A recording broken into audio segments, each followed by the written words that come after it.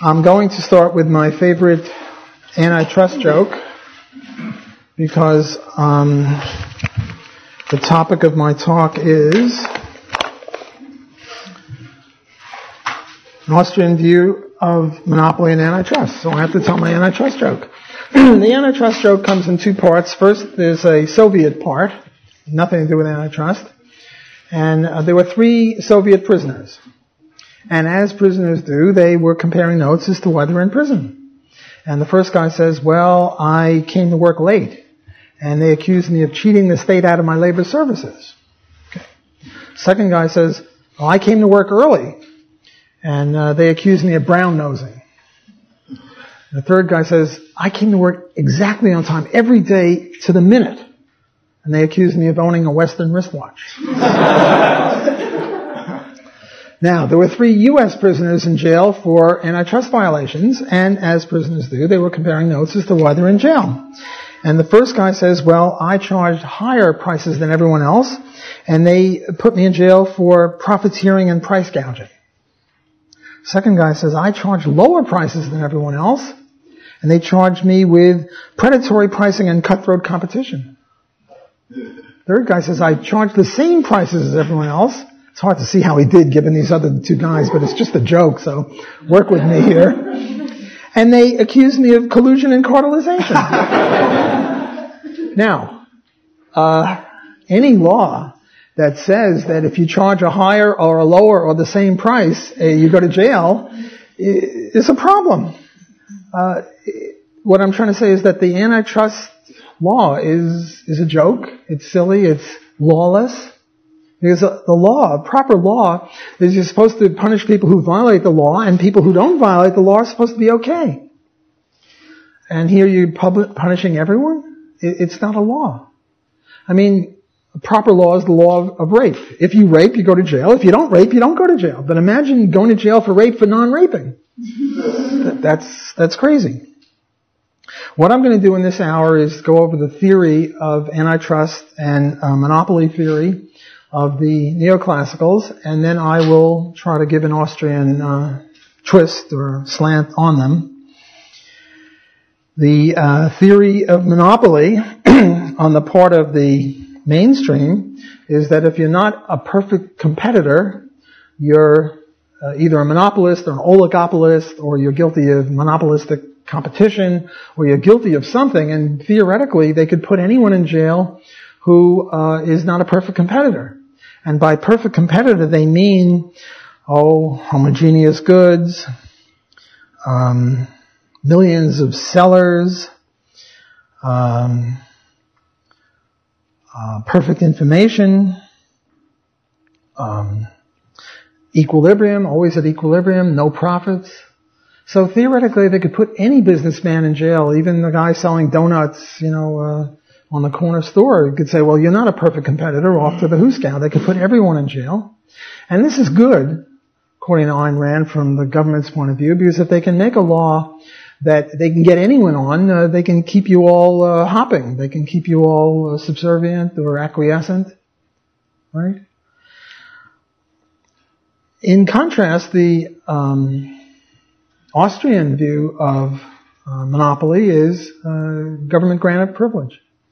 If the government grants you a privilege that they'll put your competitors in jail, well, then you have a monopoly. And in the old days, the Duke of Birmingham would fight the good battle, and the king would give him the monopoly over salt. Or the Count of Monte Cristo or some count would fight the good battle, and they'd give him the candle monopoly. Which means that if anyone else got caught selling or manufacturing candles, apart from the Count of Monte Cristo, he goes to jail or he gets drawn and quartered or whatever it is. And that's what monopoly is in the modern day. A monopoly would be the medical monopoly, which I'll be talking about tomorrow. Or it could be the post office monopoly. Anyone getting caught delivering mail is a violator of the monopoly of the U.S. Post Office. Or a taxi cab medallion. If you drive around New York City and pick up passengers without having a medallion, which is a monopoly emblem, you go to jail. That's what a monopoly is. So for Austrians, it really doesn't matter how many people are in the industry. For the neoclassicals, it's somehow a matter of great importance.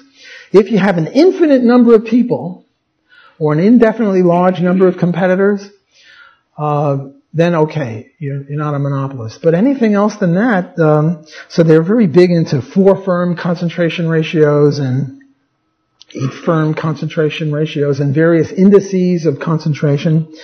But this is all very subjective. It depends upon how you define an industry. If you define the industry as crunchy breakfast cereal, well, then the top 4 firms are going to have a very high percentage of the crunchy breakfast cereal market.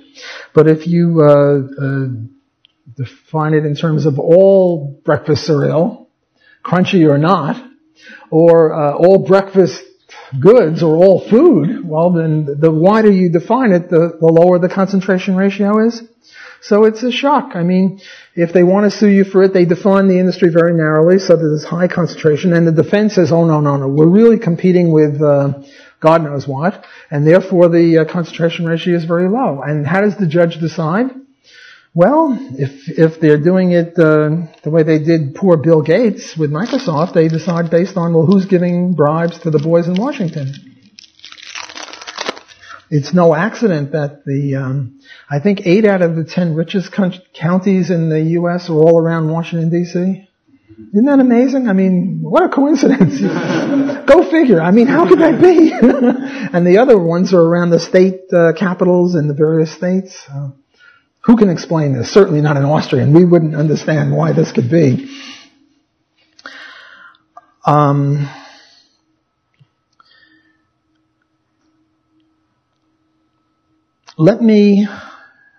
So for the Austrians, the key is there restricted entry, is there free entry? And free entry doesn't mean costless entry. It just means, are there laws against entering the industry? And if there are no laws, it's a free industry. It doesn't matter how many competitors there are. There could only be one competitor.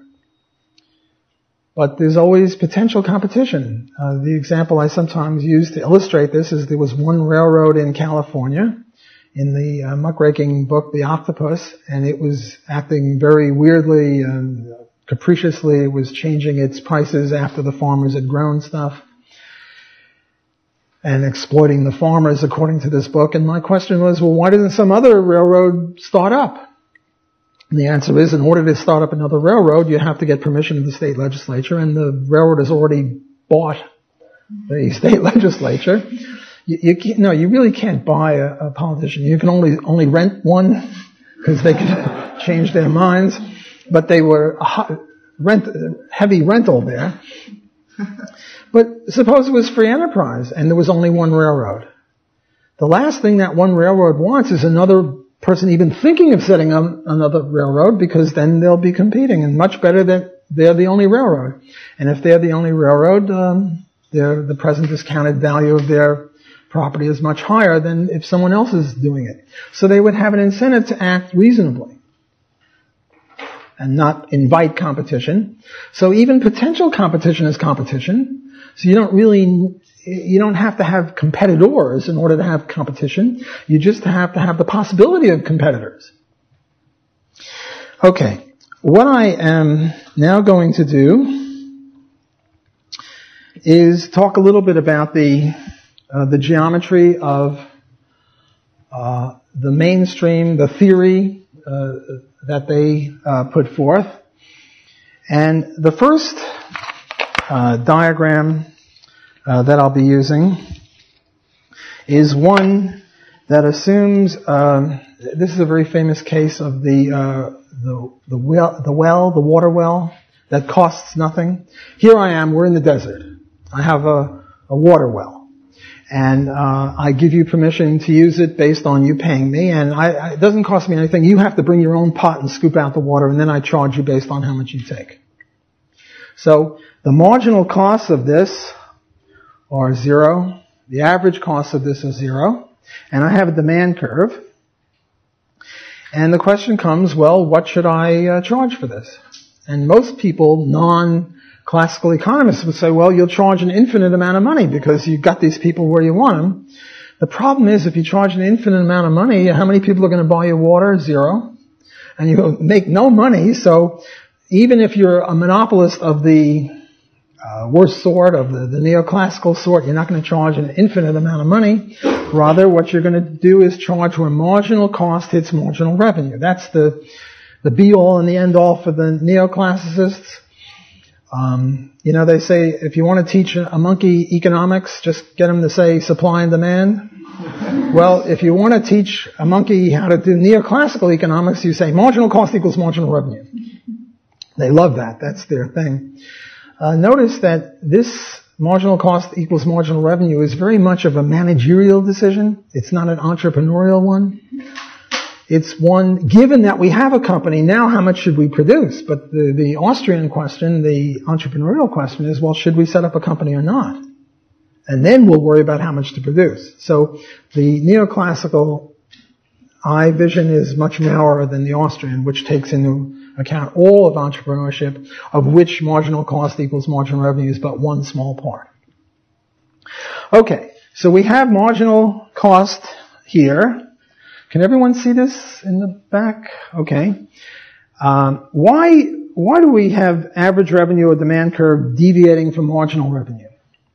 First, before we get into the marginal cost, marginal revenue. The reason for that is that if you are right now, you're right here, and you're thinking, well, I'll sell one more marginal unit, and you'll get just a teensy tiny little bit less than you would have got. In other words, this point B is very close to point A, so it's just a penny or two below A. The price of B is just a little bit below the price of A. So why is marginal revenue so much lower? Down over there at C. The reason is the infra-marginal units. Marginal units have to be taken into account. Namely, you might, at point A, you might have already been selling 1,000 units of the quantity, and now you're going to lower the price by just a penny, but you have to lower the price by a penny for all the inframarginal units, not just the marginal unit. Yes? Everyone with me on this? So when you do, the marginal revenue you get is down at this point C. Well, since I already have a C, let me call it S. Okay? So that's why the marginal revenue and how many people have seen this and for them it's just a review? How many for whom this is all new stuff? Okay, so I'll try, it's a little hard with a heterogeneous audience, so I'll try to bring people along slowly, and I hope I won't bore the rest of you, but even the rest of you have seen it. I'll be saying it with different words than your previous teachers, and maybe it'll make sense somehow. You'll get a greater insight. At least that's the theory. Okay, so we now have a marginal revenue curve that deviates from an average revenue curve. Namely, the average revenue curve is the demand curve, and when you sell one more unit, you have to lower the price a little bit because the demand curve slopes downward. And when you take into account the fact that you not only lose a penny on the marginal unit from A to B, but on all the infra-marginal units, namely from 0 to A, the additional revenue you get is a lot less than B, it's S. So that's the deviation of the marginal revenue curve from the average revenue or the demand curve. Now, the marginal cost and the average cost are identical because when think of bowling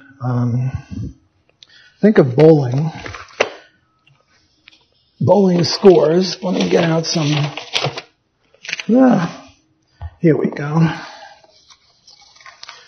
Suppose that the marginal score was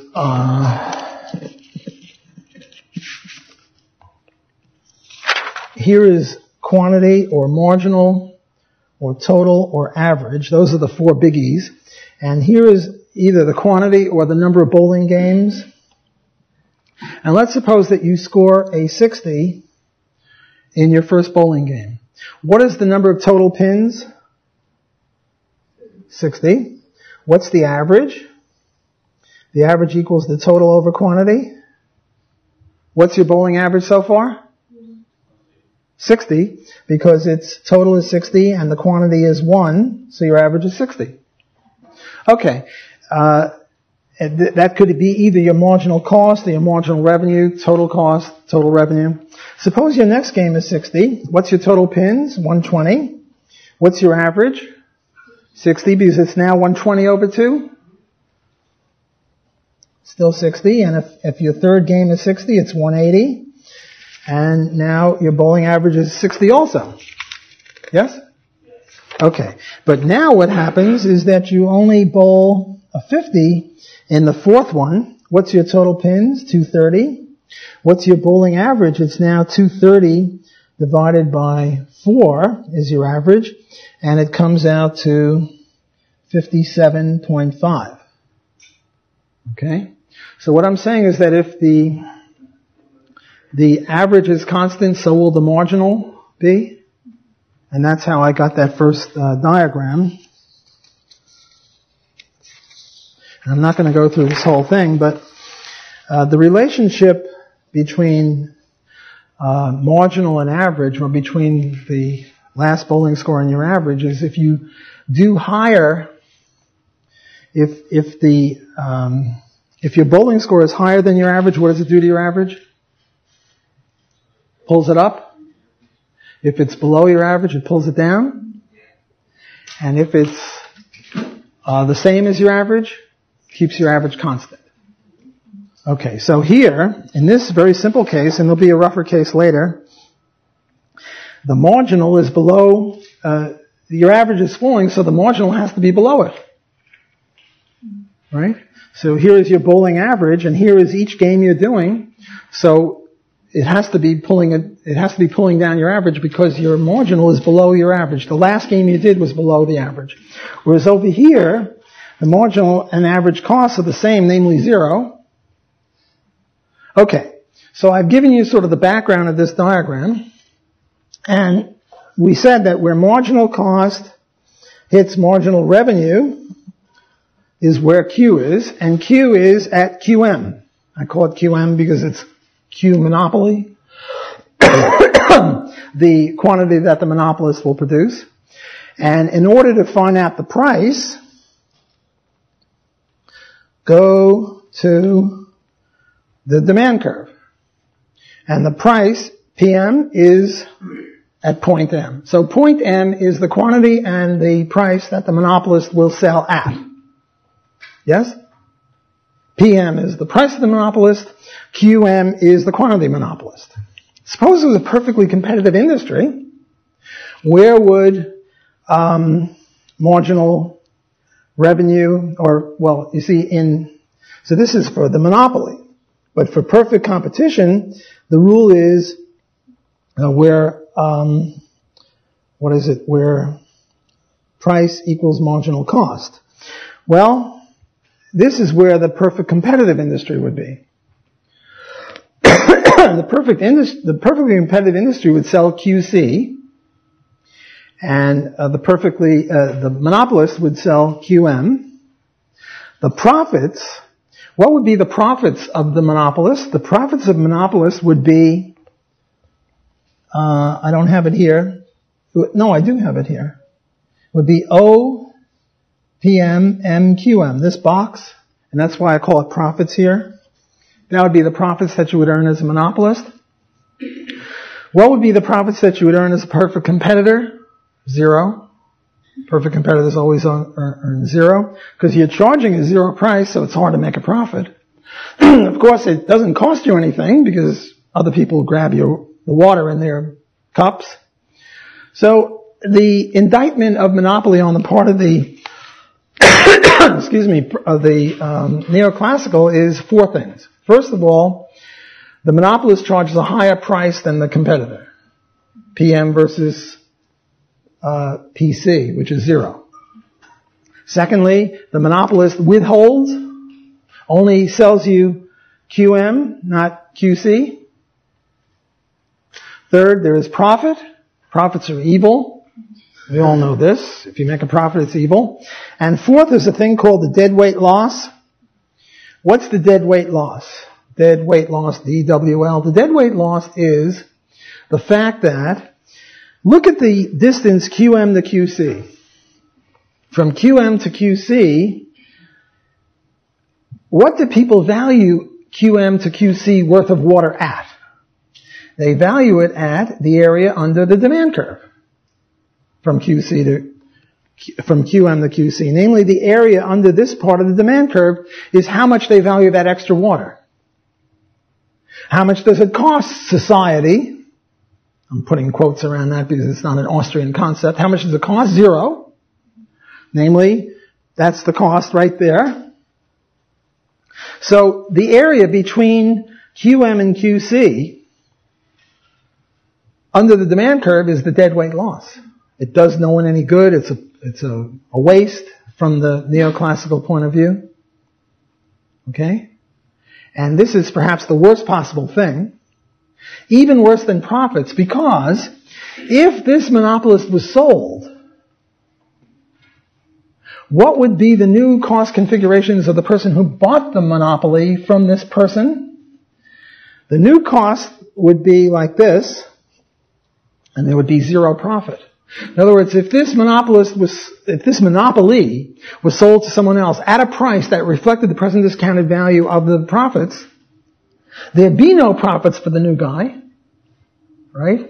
His average cost would be there. So there'd be, and I'll make that point more clear in the next diagram. So there'd be no profit. So earning profit isn't the thing that really rankles the neoclassicals, although they don't like it. But the thing that really gets them going, the thing that makes them go berserk, they just go like that. When they see a deadweight loss, they go, and they're ready to, no, it's not blah, blah, blah, blah, blah. It's more like, those vampires, no, not vampires, werewolves. You see an ordinary guy and all of a sudden it gets more hair and his arms get bigger and his teeth, that's the way they feel when they see deadweight loss. They go berserk. Okay, I think I've done everything on this diagram. I now want to do a slightly more advanced diagram. But before I do this more advanced diagram,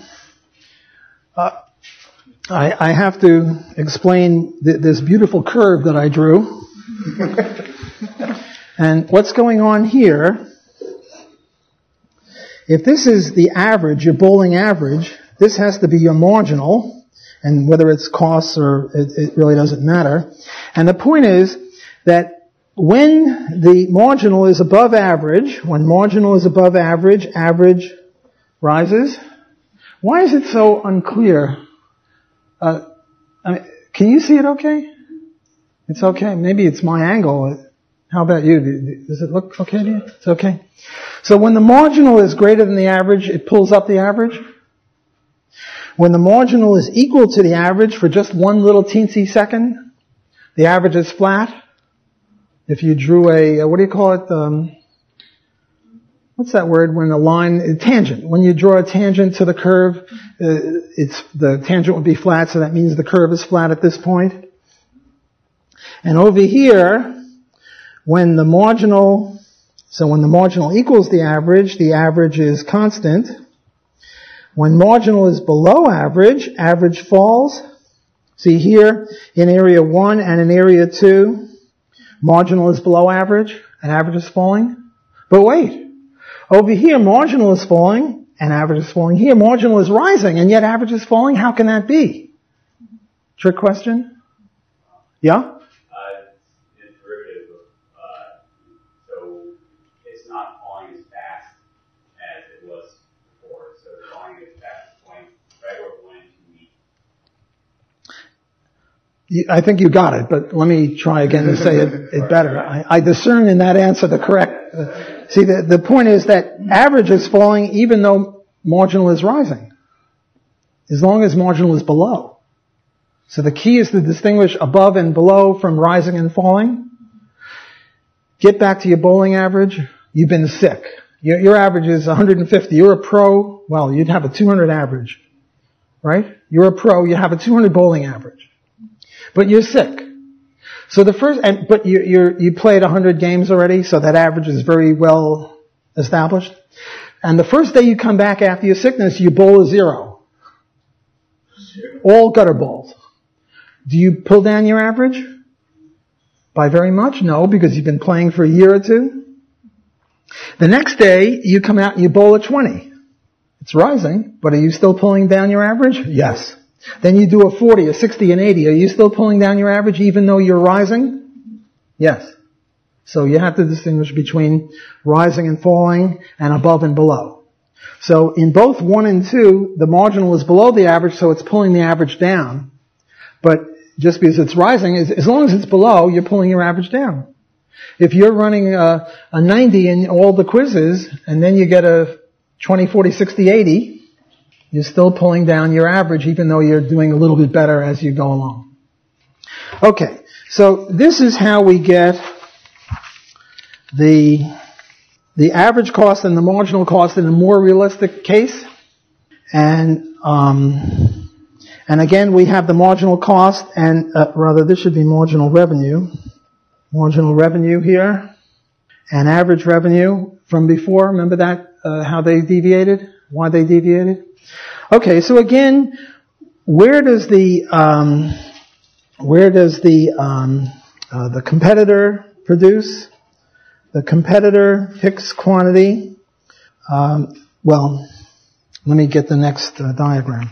I've now explained this diagram. We now move to the next diagram, which is the same diagram, but I'm just filling it in a little bit more. So the competitor is over here.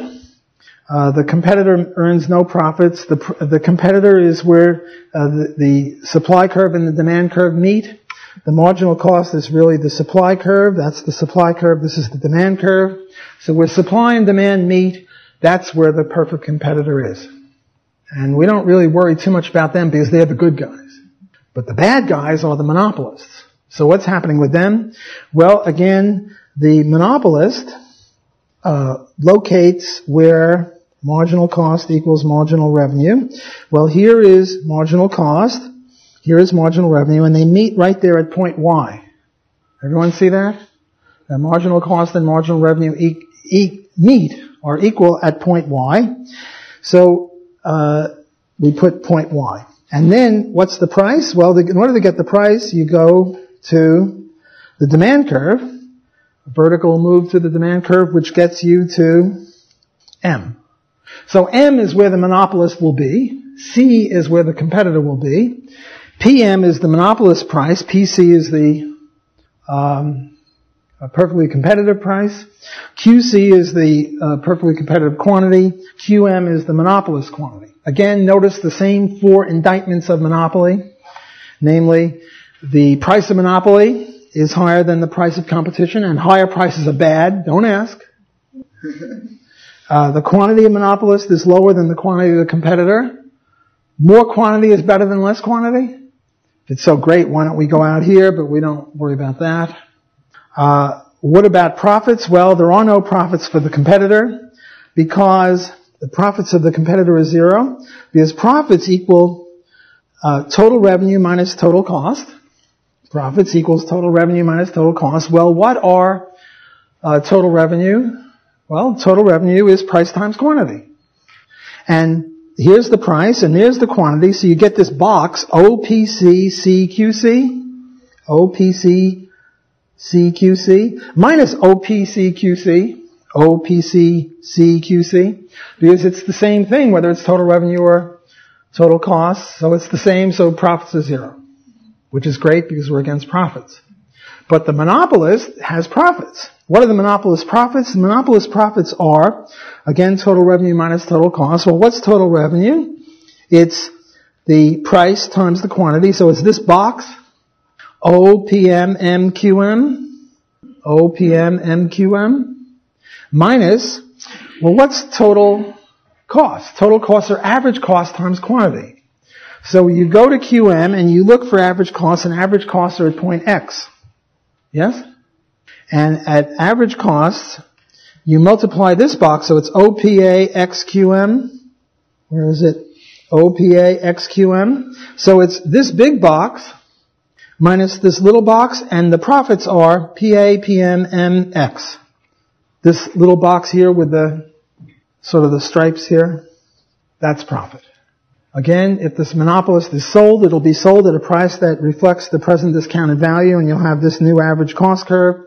So profits aren't the key, but the deadweight loss is horrendous. They hate the deadweight loss. Where's the deadweight loss? The deadweight loss is YXMC. YXMC. It's the area between QM and QC, below the demand curve, which indicates how much it's worth to society, and above the marginal cost curve, which indicates how much it costs society to produce. So you get that sort of triangle, which is roughly the equivalent to this other triangle I was showing you a bit before. So it's just a more complicated, more realistic case, but it's the same thing. Okay, I think I've now done justice to these people. In other words, if there were a neoclassical economist standing here, and we would ask him, well, did Walter give a fair review of what it is that bugs you about monopoly? I think he would say yes, or at least I learned this from people like that. So, and the textbooks say this, and I'm just sort of trying to bring the textbooks alive for you. Okay, so what's wrong with this? Why would we criticize this? Well, the criticisms are several. First of all, for the Austrian, costs are not objective. What are costs for the Austrian? They're alternative or opportunity costs. What's the cost of you being here right now? Well, part of it is the money that you pay that you could have done other things with. Part of it is the salary you could have been earning and doing other things with. Part of it is the time that you're now spending here. You could have been sleeping or riding a bike or watching TV. I don't know what it is, but it's your next best opportunity. You probably weren't thinking about it before. You were probably thinking, boy, economics is boring. But now that you think about it, you can each say, well, if I weren't here, maybe I'd be at one of the other lectures. So then one of the other lectures is the cost that you're paying for being here. Or maybe you'd be asleep or riding a bike or who knows what. I don't know. No one knows. So all these cost curves are just silly. Do you get the point? What we're saying here are the objective costs of something. You might say, well, okay, but surely the objective costs of the water hole or the water well are zero? No, I don't know. Maybe the guy doesn't like when you take water out of his water well. Maybe every time you take one, he goes, oh, that hurt. Put it back. Oh, I can't bear taking water. We don't know. But they just draw a curve on the blackboard and they say, oh, that's the cost. It's just, Austrian is a little bit more realistic here. We're saying that cost is subjective. They're alternative or opportunity costs. See, even the neoclassicals say that at the beginning chapter of their microtexts. When they first introduce costs, they say, yes, opportunity costs, and then they forget all about it when push comes to shove. Well, the Austrians are like elephants. We've got a long memory. At least from chapter 1 to chapter 7, we can remember that costs are supposed to be subjective, and what are these curves doing here? And, this is serious business because on the basis of this, they put people in jail or give them fines. When I told my monopoly joke, I once told it to a group of lawyers and economists who specialize in antitrust cases. And I got a big laugh with the Soviet one. Soviet, Western wristwatch and all. And it was deathly silence with the other.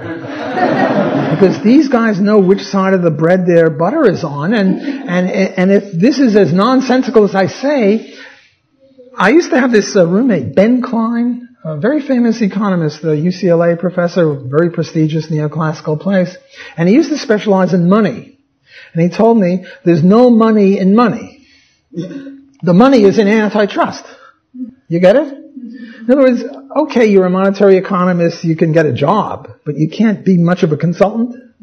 But if you're in antitrust law or antitrust economics, there are big bucks. I mean, there were millions of dollars over every big antitrust case.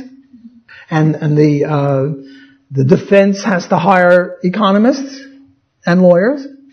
And the government hires them, and they fight over these stuff. Oh no, the curve is over here. You know, my econometrics say the curve is here. No, the deadweight loss isn't so big, or it doesn't exist. There's a lot of money in antitrust, and there's not that much money in money. Weird thing. Okay, so that's one problem. Another problem is interpersonal comparisons of utility. Utils, objective values.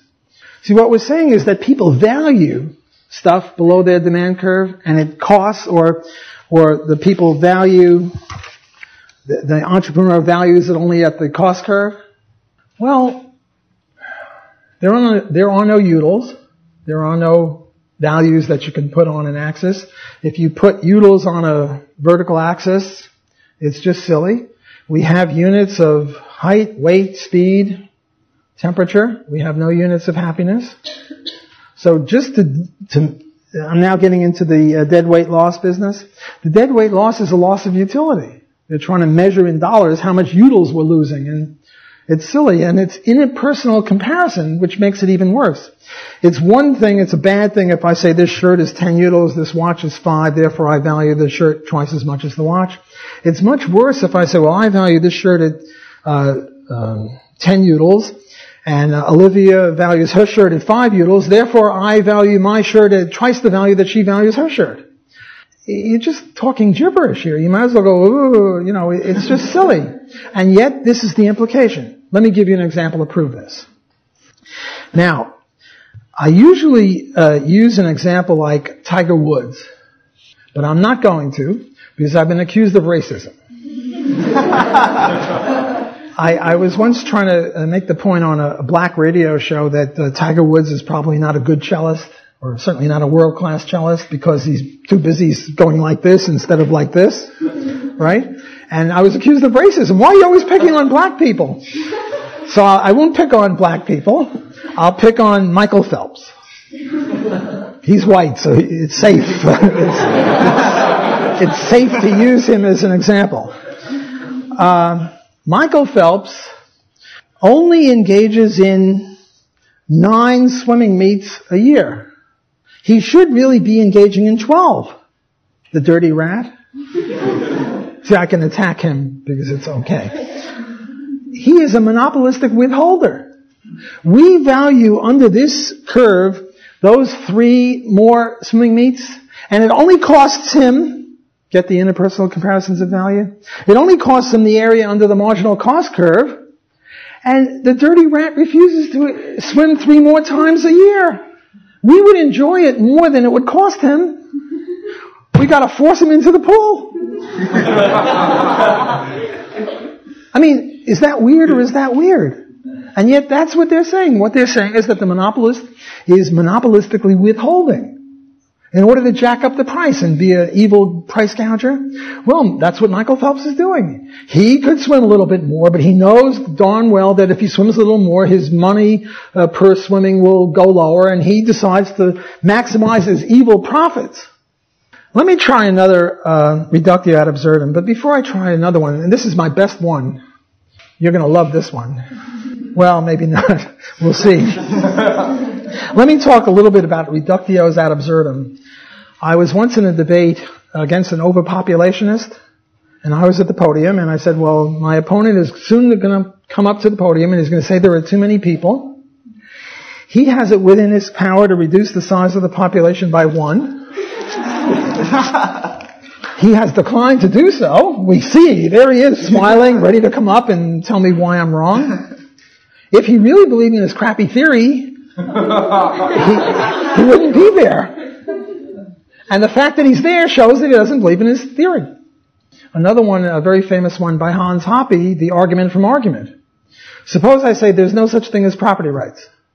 But I'm using property rights. I'm using my tongue, my larynx, my lungs, whatever. I'm standing on property. If there were no such things as property rights, I should shut up. In other words, it's a reductio ad absurdum. It's a contradiction. It's a performative contradiction for me to say that there are no such things as property rights because I'm using property rights to say it. Okay, let's try another one. I go to this married woman and I say, hey, sweetie, notice the wonderful line here. go to bed with me.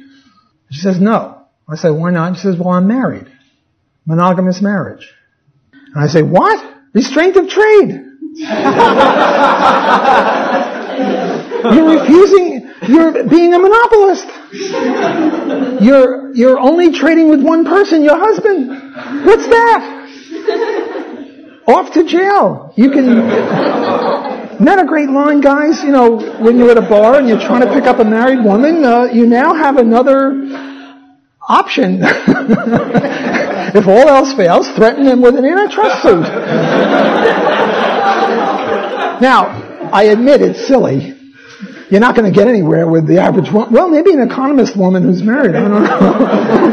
A neoclassical economist woman. Maybe, although I don't hold that much hope. But the point is that this is a reductio ad absurdum of the whole thing. Because if they were serious about this, they would put her in jail for refusing to be polygamous or poly, whatever it is, to go to bed with a lot of people, because if she's going to be a perfect competitor, she's got to deal with all customers, you know. I mean, this is nonsense. It's nonsense on stilts. This is crazy. And yet, we've got a whole industry of antitrust. Tom DiLorenzo is very good at this, about showing, you know, just who is getting what, and, you know, why Bill Gates is no longer being picked on anymore, because he's now giving a lot of money to the boys in Washington, both sides. Murray Rothbard has got a lot of historical stuff about how when the Rockefeller presidents get in, they attack the Morgan companies, and when the Morgan president gets in, they attack the Rockefeller companies. I'm not really into that. I'm more into the theory of it, but that's what it's all about. It's not about deadweight loss and profits and stuff. That's just an excuse. They had antitrust before they came up with this stuff. Antitrust dates into the 19th century. This stuff only came up with Joan Robinson and those guys in the 1920s. It's just an excuse. Okay. What do I now have? The next thing, and I don't want you to laugh at my artistry. If you do, I'll be very unhappy. Here is a picture of the United States.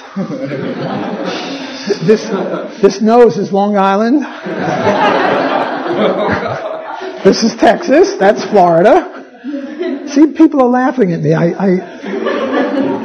Why is everybody always picking on me? Okay, now what we have is the theory of Rockefeller, how he took over the world. R is for Rockefeller, X is for independent oil, oil refiners. And the idea is, okay, let's say we start right here, and we attack this X. And what the Rockefeller group does there is he lowers his price below costs, and everybody buys from him. And where does he get the money to sustain himself in order to do this? Loss stuff. I mean, if you sell below cost, you can lose money on every drop of oil you sell. Well, he's going to get the money from the other Rockefellers, who will contribute to his kitty so he can afford to price below.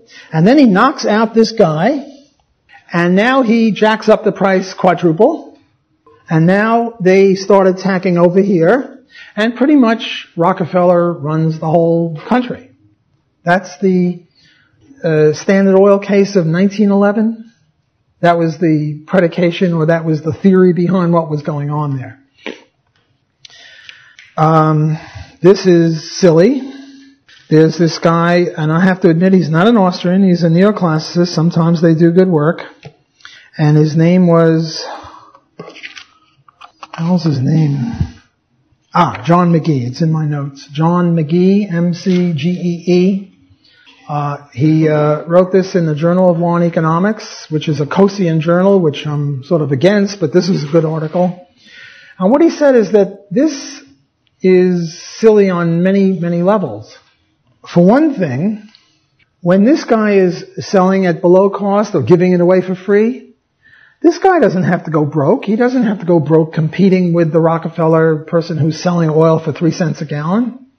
All he has to do is shut down and wait. And meanwhile, Rockefeller is losing a lot of money on selling the oil at a very, very low price. Heck, this guy can even start buying some of Rockefeller oil and storing it. Right?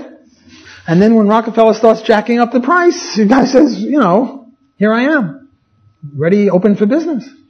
So it fails just on that level. It also fails on the level of this guy could say to all the big users of oil, here's what Rockefeller's doing. Play along with him, but I'll be back in business as soon as he stops this craziness. All these other X's, he could say, hey, Rockefeller is attacking me, he's going to come get you soon, you better help me. In other words, there are a lot of flaws in this argument. That's half of McGee's article. The other half is he goes over actually what happened. And what happened is the reason Rockefeller was able to take over is he made innovations in oil refining. He could do it cheaper. Big deal. I mean, what's wrong with that? If you can do a better job making a mouse or a mousetrap or whatever, of course you're going to take over. That's the whole ethos of the market. The people who do a good job expand, and the people who don't do a good job lose out. And that's why we have pretty good things in the market, and that's why government, which doesn't have this profit and loss, doesn't do such a good job. Okay, the next thing I want to do is I want to introduce a thing called monopsony. It's not monopoly. Monopoly is a monopoly of sellers. Monopsony is a monopoly of buyers. Everyone with me? Monopoly, think of Standard Oil or Walmart if they expand and knock out every other last grocer, or McDonald's. They're sellers. But now we're talking about buyers, and it's mainly buyers of labor that can exploit labor. Think of Hershey, Pennsylvania. They make chocolate, and Hershey, Pennsylvania is a very small town, and they're the only employer practically. They employ 98% of the workforce. The rest works in a grocery or a filling station, and the rest they make chocolate. And what they do is they exploit their labor. So in order to introduce this, I want to first talk a little bit about the minimum wage law. And you know that the minimum wage law is not a good thing, because the minimum wage law doesn't say that anyone shall be employed. It just says anyone shall be unemployed unless they are paid the minimum wage. Now look, if the minimum wage is $5 an hour, and somebody's productivity is $2 an hour, and I hire him, what will happen to me? I lose $3 an hour. See, most people think of the minimum wage as a level, and when you raise it, you raise everyone's wage. Right? That's why the minimum wage law is so popular, because people are nice, they want the poor to do well, and they want to help them out. Whenever they have votes on whether we should have a minimum wage law or not, it wins by overwhelming majority because people are economically illiterate for good and sufficient reason. Namely, they've got other things to do, and they have alternative costs of making themselves economists. They want to be a truck driver or a postal worker, and or a cellist. And to learn economics takes a little effort. And if you're doing full-time computering or full-time being a doctor, well, where are you going to get the time to learn economics? So it's understandable that people would be unsophisticated. The real case of the matter is that the minimum wage law is not like a floor, and then when it rises, it raises all wages. Rather, the minimum wage law is a thing over which you have to jump in order to get a job. And the higher it is, the harder it is to jump. Right? Now, I used to illustrate this. Where's my attaché? Here's my attaché case. When I was young, I would illustrate this by jumping over a chair. And when I was 23 or 25 or 28, I could really jump over one of these chairs. Then I became older and feebler, and I would jump over my attaché case pointed this way. Then I became even more older and feebler, and I would jump over my attaché case like this. Now, decrepit as I am, I illustrate this by jumping over. So I'm going to do it right in front of you people. Now, you guys here are my witnesses. Oh, Lord. I tell you, the floor gets lower every decade. Watch this. And I want applause if I get over. Oh!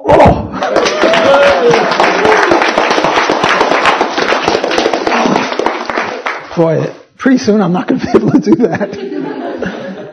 So, the minimum wage law is like a barrier over which you have to jump to get a job. Look, if the minimum wage law was so great, why make it, $6 an hour, $7 an hour? I think they just raised it from 5 to 6 or 6 to 7 or something like that. $7.25, but you lose track, it keeps changing. Look, if it was so good, why raise it to $7? Why not $70? Look, if 7 is good, isn't 70 better? Why are they such pikers down in Washington? I mean, they have it within their power to increase people's wages to 70, and they only increase it to 7? Give me a break. I mean, they're cold-hearted, capitalist pigs almost. They should raise it to 70. Okay, now let me pull some trick stuff on you. Here is a minimum wage. Right now there are 100 workers and they're making $5 an hour. And the total amount of money that all the workers get together is $500. Yes? Everyone sees that? Good. We raised the minimum wage law to $7 an hour. And 10 of them get fired. And now 90 are still working, making 7. And the total wages that all the workers get is $6.30. And over here, or let me point here, suppose the workers are nice guys. They say, look, these poor 10 people, we didn't know who they'd be. Could have been any one of us, so let's share. We'll sort of alternate. This week, these 90 people work. Next week, these 90 people work, and these 10 take off, and these 10 who used to not work get working, and we keep switching around, so by the end of 10 weeks or whatever, everyone will have had a 90% chance of working. You still with me? How much would each worker get? Well, if they get $6.30 and there are 100 of them, they get $6.30 an hour, which is not 7, because they had a share, but at least it's better than 5, so maybe the minimum wage law isn't so bad. What's wrong with this? They only work 90% of the time, but still they're getting $6.30 an hour, better than 5. Yeah? Yeah? The supply of people who want to work is also going up, so this allows them. It's true that these people want to work, but the hell with them. You're right. They also want to work, and these are the unemployed people from here to here, from 90 to, say, 110 now want to work. So there are 20 not, but they weren't working before, so we're going to ignore them. But that's a good point, but I can still defend my position here by saying, well, they weren't in the market before, so the hell with them. I'm only, I'm a humanitarian, but there's a limit. Just looking at 100 people, not 110. What else is wrong with this? Yeah. Less people. Okay, that's a good point. If fewer people are working, the GDP will be lower, the wealth will be lower. Let me give you more of a hint. Let me give you more of a hint. When the minimum wage law was raised from 40 to 75 cents, which was the highest percentage increase, it was sometime in the 30s or the 20s maybe. The economics of elevators was such that if you walked into an elevator, there'd be a guy sitting there. He wasn't a pervert. He would ask you what floor you wanted to go to, and he would do his little doohickey, and he would get you to the floor, and sometimes he didn't get you exactly there, and he'd have to adjust. Have any of you ever been in a manually operated? There's an old duffer. He remembers. He and I remember this stuff. You young pups don't know from this stuff unless it's in a museum. But there was such a thing as manually operated elevators. And when the minimum wage law went up from 40 cents to 75 cents, how many elevator operators do you think were fired the very next day? Zero. Zero. Absolutely zero. This was the diagram. I'm using 5 and 7, but it's the same principle. You just can't fire elevator operators. If you fire an elevator operator, your tenants in the high-rise apartment house are going to say, hey, we're paying rent and we got no elevators, or we got fewer elevators, we're lowering the rent. They can't do that. So what happened? What happened was that automatic elevators, which were not competitive against manually ones at 40 cents, became competitive at 75 cents. So they started putting in automatic elevators. Can they replace all the elevators in the whole country in one day? Give me a break. Of course not. But over the next 3-4 years, 5, I don't know how many years it took, but eventually the demand curve, instead of being vertical, instead of being inelastic, started to get less and less elastic, right? until, where do I have my,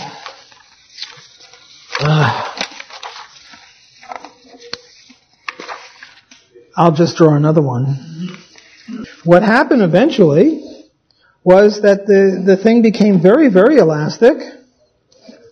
And if this is 5 and this is 100, and now you have at 7, there are 10 people employed. You get it? Boy, that's horrible. I don't know why it's so... Maybe I need a thicker pen or something, but can you see it? See, here is the 5, and there is the 7. So now there are only 10 people. And how many manually operated elevators are there now? 0. So the trick in the trick question is to look at the elasticity of the demand curve. Look, when they pitch batting practice, they throw the ball at around 40 miles an hour to the batters to get the batters' confidence. But when the real game is on, they throw it at 95 miles an hour. Why do they throw it so fast? The reason they throw it so fast, they don't want him to hit it. Right? Little sports theory. Namely, the faster the ball goes by you, the harder it is to hit. Right? The faster things go, the more time you need to adjust. In other words, if it's going at 40 miles an hour, you can sort of go like this and eventually you can hit the ball. I mean, these major leaguers, they can hit a 40 mile an hour ball easy. Right? Well, it's the same thing in economics. If you raise the minimum wage, it takes time for the people to adjust. I remember when I was a kid, and I'm sure you'll bear this out, when you bring your car into a filling station, the car is attacked by about 5 people. There's a guy puts the gas in, a guy looks at the oil, a guy checks the battery, a guy checks the tire pressure, somebody washes your front window. And that could be done at a low minimum wage. At a higher minimum wage, they can't afford all this, and now you have a self-serve. Self-serves are due to minimum wage. And the problem is that you take away the lower rungs of employment with the minimum wage. Okay, now the reason I'm introducing all this stuff is because I want to get into monopsony. And I have to arm you with monopsony. And here is monopsony. See, the monopsony argument is, well, maybe I better use this one. This might be a better one. Let me try this, see if that works better. See, the monopsony one is, here is wage. Remember, we're now thinking of Hershey, Pennsylvania or something like that. And here is the quantity of labor. And instead of the demand curve sloping down and the marginal revenue sloping below it, as I did in Monopoly, it's the opposite. Now you have a supply curve, and when they hire an extra worker, assuming that there's no, what do they call it, price discrimination? I was assuming no price discrimination before. All the workers have to get the same amount of money. So when you hire an extra worker, let's say you go from this point to this point, you go from point A to point B. Not only do you have to pay the worker a little teensy bit more, but you have to pay all the infra-marginal workers more, so that the marginal factor cost is much higher than the difference between A and B. It's the same thing, only I'm reversing it. Yes? So, again, the way you decide how many workers to pick is where marginal cost equals marginal revenue. Here's marginal revenue, there's marginal cost. So the monopolist goes to point A. The monopsonist goes to point A. That's quantity. And how do you get price? Well, go to the supply curve. The supply curve is here. And you pick at M. Okay? Now what happens? Suppose that, and here you are, now you're at M. Everyone with me? You're at M? Now remember, in the minimum wage diagram, when I gave you the minimum wage diagram, you moved up and to the left. Remember? You started out at this point, and you moved up to the left. So when you have a minimum wage, you move up to the left. Yes, the wage goes up, but the employment goes down. But in the monopsony case, when you do that, here is the minimum wage. Let's say they impose a minimum wage right here.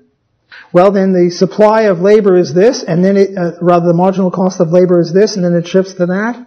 So again, where do you pick quantity? Well, you pick quantity where marginal cost equals marginal revenue. Well, here's the marginal cost curve, here's the marginal revenue curve, you're picking at X.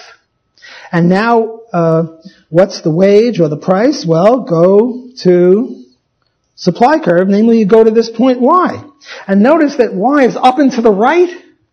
So these rascals who are going to try to defend the market failure of monopsony are going to say that when you have a minimum wage in monopsony, you move up to the right.